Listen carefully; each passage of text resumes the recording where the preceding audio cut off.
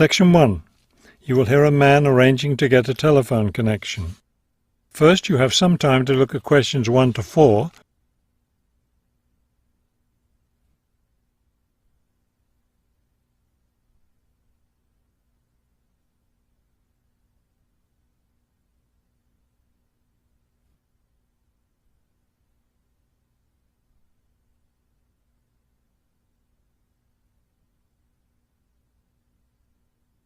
You will see that there is an example that has been done for you. On this occasion only, the conversation relating to this will be played first. This is the ClearPoint Telephone Company Customer Service Office. My name is Ms. Jones. How may I help you? Yes, I'm moving and I'd like to arrange to have a phone line installed. The woman answers the phone. This is the ClearPoint Telephone Company Customer Service Office. So the words telephone company have been written at the top of the form. Now we shall begin. You should answer the questions as you listen, because you will not hear the recording a second time. Listen carefully and answer questions 1 to 4. This is the ClearPoint Telephone Company Customer Service Office. My name is Ms. Jones. How may I help you? Yes, I'm moving and I'd like to arrange to have a phone line installed. Of course. Let me get some information from you first. May I have your name, please? It's Kramer, Harold Kramer. And would you spell your last name for me, please? Kramer. M-E-R. Got it. Okay. Could I have the address where you'd like to have the telephone connected? That would be number 58, Fulton Avenue, apartment 12. Is that a business or a residence?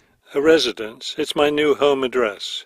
Then the type of phone service you want is residential, not business? Yes, it's for my home. All right, fine. Now, let me get your employment information. Who is your current employer? I work at the Wrightsville Medical Group. Then your occupation is doctor? No, I work for the doctors. I'm the office manager.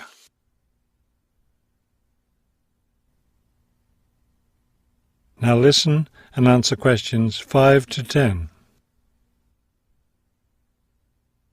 Okay, and could I have your work phone number? It's 637-555-9014. 9014, great. Just one more thing. I need to know how long you've been at your current job. I've been working there for quite a while now. Let me see. 9, that's right, 9 years. Okay, good. You've been there long enough, so I don't need to ask about any other work history. Now, in addition to our basic phone service, we have several special services available. Could you explain them to me? Most customers opt for unlimited long-distance service. It really saves you money if you make a lot of long-distance calls. That sounds like a good idea. Then I'll put you down for long-distance service. Another popular service is voicemail. Voicemail takes all your messages electronically, and all it takes is one simple phone call to retrieve them. Voicemail. No, I don't think so. I have an answering machine to take my messages. It's old, but it still works fine. We also provide internet service if you're interested in that. I am. Please put me down for internet as well as phone service. Right. Okay, I think we're almost finished. I just need to schedule a time for the technician to go to your apartment and do the installation. Let me see. What about next Tuesday? Would that work for you? No, not Tuesday. I'll be at a conference all day. Wednesday would work, though. I'm afraid I won't have any technicians in your area on Wednesday. I could send someone on Friday. That would be fine. What time of day works best for you, morning or afternoon? Morning would be best. All right then, it's on the schedule. Do you have any questions? No, I don't think so. Thank you for calling ClearPoint. That is the end of section 1. You now have half a minute to check your answers.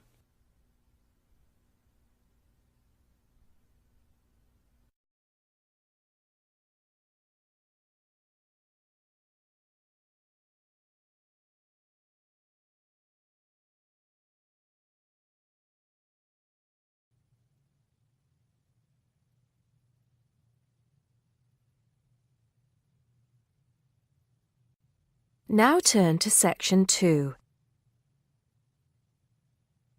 Section 2. You'll hear someone talking to a group of university students. First, you have some time to look at questions 11 to 17.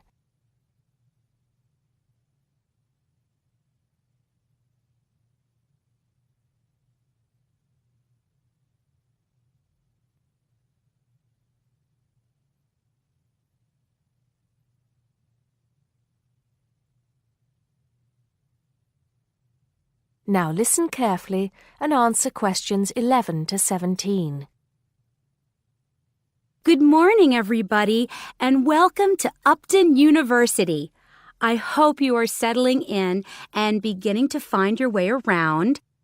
I know how confusing it can be when you start life at university, and that's why we have Freshers Week to help you find your feet. Before I go any further, I should perhaps introduce myself. My name is Sally Jackson, and I am the Secretary of the Students' Union, which has organized this week of events for you. You will usually find me in the office on the first floor of this building when I'm not attending lectures. Anyway, down to business. Of course, there are a few things that you are obliged to get done during your first week here.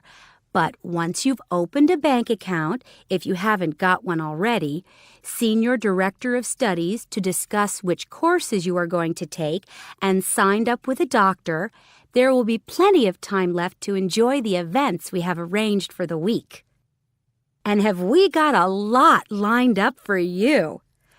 Throughout the week from Monday to Friday, every morning starting at 10 a.m., there will be orientation and welfare events.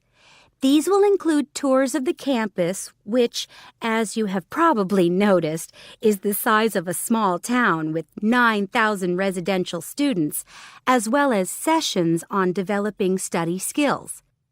We also have tours of Upton itself arranged for you, with a bus leaving from outside this building every afternoon at 5 o'clock. There are a number of interesting things to do and see in and around Upton, so you can expect visits to the castle and museum as well as the popular Ghost Walk. You'll need to sign up for this one, as numbers are limited. Just put your name on the list on the notice board in the entrance lobby. An important event is scheduled for Monday, that's the day after tomorrow, when we will be holding the academic fair. This is an opportunity for you to speak to students and academic staff about the courses that are on offer. The academic fair starts at 1 o'clock, by the way. There are a couple of other fairs that I think will interest you. First of all, we have the Societies Fair on Tuesday the 16th, which I think is an absolute must. You might not believe it, but the university has over 150 societies and sports clubs you can sign up for, so you are sure to find something of interest to you. That also starts at 1 o'clock, and it will be here in the Union Building. Also in this building is the Trade Fair on Wednesday from 2 until 5 in the afternoon. This one might sound a bit strange because you will find a load of banks and other businesses here trying to get your custom. You will find plenty of bargains and, best of all, a lot of the businesses give away stuff for free. Before you hear the rest of the talk, you have some time to look at questions 18 to 20.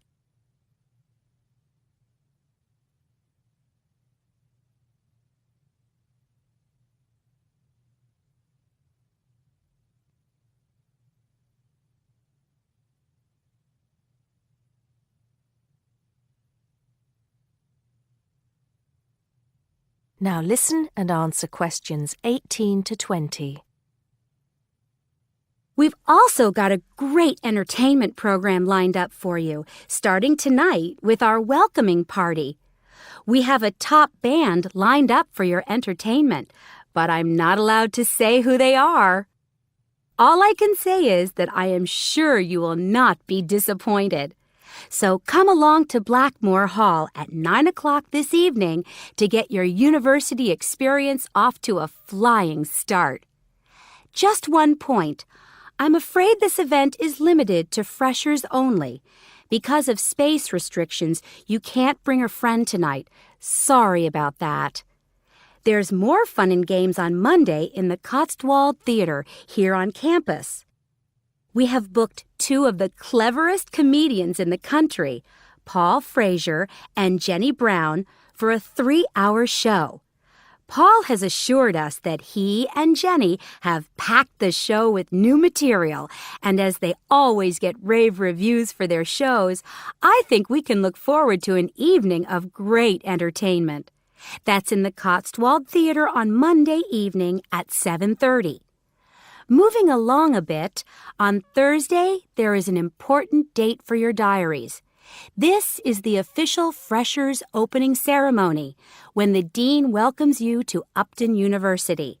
So remember, Thursday the 18th from 2:30 to 3:30 in Blackmore Hall. You certainly should go to this one, and by the way, light refreshments will be available. At the end of the week, on Saturday, you have the chance to dress up in your smartest evening wear for the official Freshers' Ball. Actually, although it's called a ball, it is quite a relaxed affair, so we are more than happy if you turn up wearing jeans and a t-shirt. The important thing is to relax and enjoy yourselves. Time and place are the same as for this evening's party. Blackmore Hall from 9 in the evening to 3 o'clock in the morning. Right. I think I've covered the most important and exciting events we have lined up for you, but there will be plenty of other things going on throughout the week, so remember to check the notice board in the entrance lobby regularly.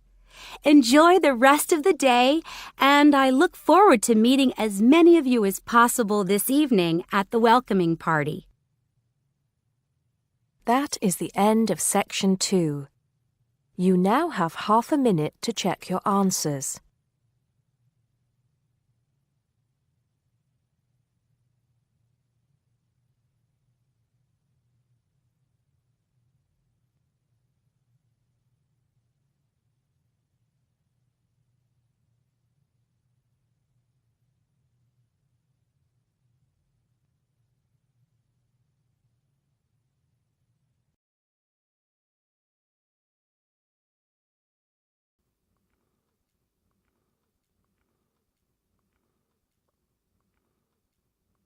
Now turn to Section 3. Section 3. You will hear a discussion between two students and their teacher on a planned charity event. First, you have some time to look at questions 21 to 25.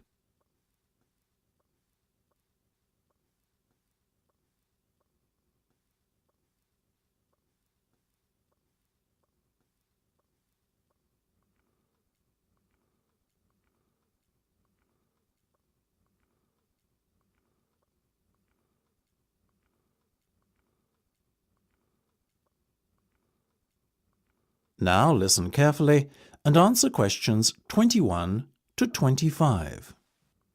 So, are you making any progress with your plans for our annual charity event? I guess first things first, have you decided what charity it will be in aid of this year? We're thinking about Help the Children Africa, sir. Well, that's Mark's idea, sir, but I myself prefer a local charity called the Meals on Wheels. I'd have to agree with Laura on this one, Mark. After all, we're supposed to be giving back to the local community, and although helping African children is a very worthy cause, it's a little outside our remit. That settles it, I guess. Moving on from the beneficiary question, have you made a decision on what type of event it will be? Yes, we plan on doing something a little different this year. We're calling the event Balloonathon. Basically, we're going to offer balloons for sale to all the students. Balloons?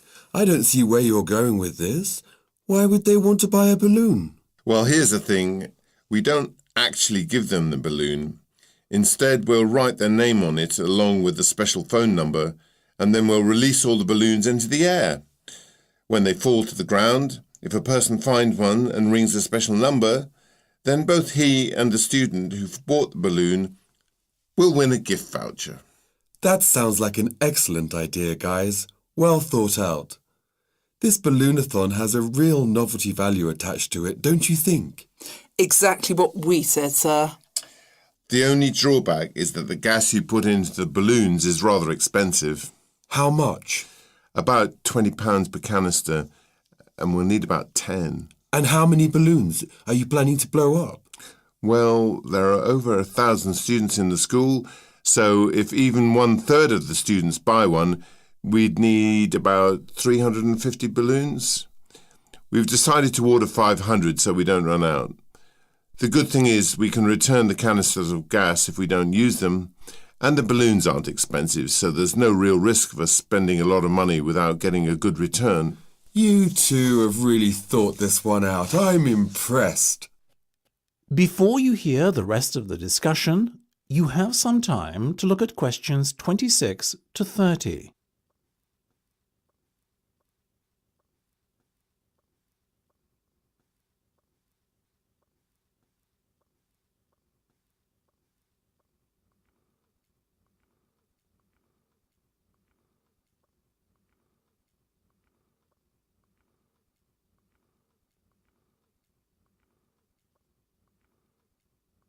Now listen and answer questions 26 to 30.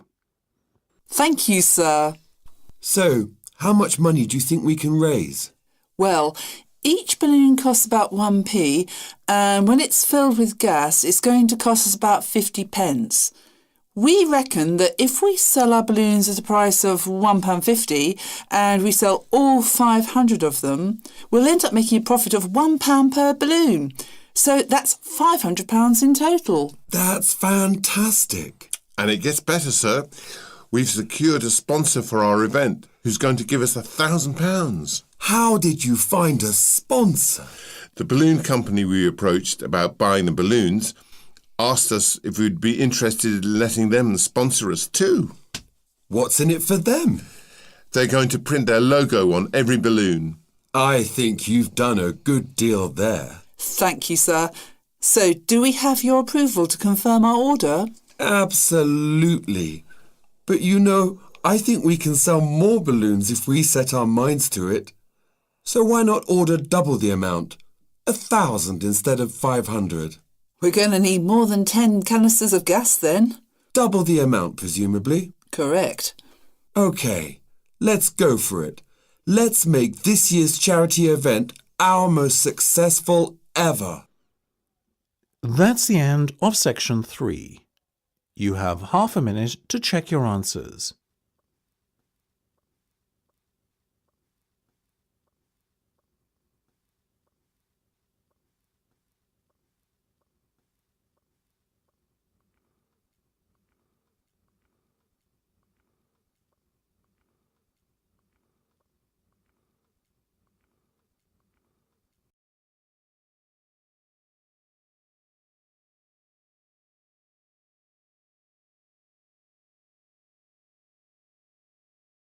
Section 4.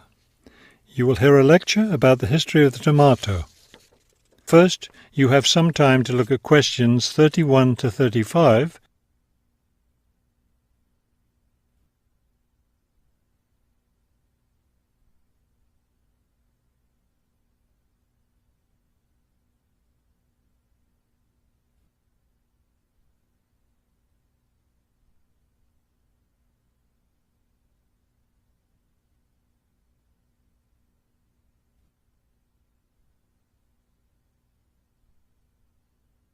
Now listen carefully and answer questions 31 to 35. The tomato is a popular vegetable, which figures in the cuisine of many countries around the world. It is particularly prominent in Italian cooking, but it was unknown in Europe until Spanish explorers brought it back from the Americas. The tomato originated in the highlands of Peru. From there, it eventually found its way to Mexico, where it was cultivated by the Aztecs. The Aztec tomato wasn't the large red vegetable we know today. Rather, it was small and yellow. When this small round fruit arrived in Italy, it was named golden apple for its bright yellow color. You'll notice I just called it a fruit. That's because a tomato is botanically a fruit, even though most everyone calls it a vegetable. The actual word tomato comes from the Aztec name for the vegetable, meaning plump thing. The tomato arrived in Europe in the 1500s and quickly became a popular food in Spain and Italy. In the late 1600s, the Italians began publishing recipes that used tomatoes. The British, however, had a different attitude toward the vegetable. It was grown as an ornamental plant in Britain in the 1600s, but it wasn't eaten because it was thought to be poisonous. It wasn't until the 1700s that tomatoes became part of the daily diet in Britain.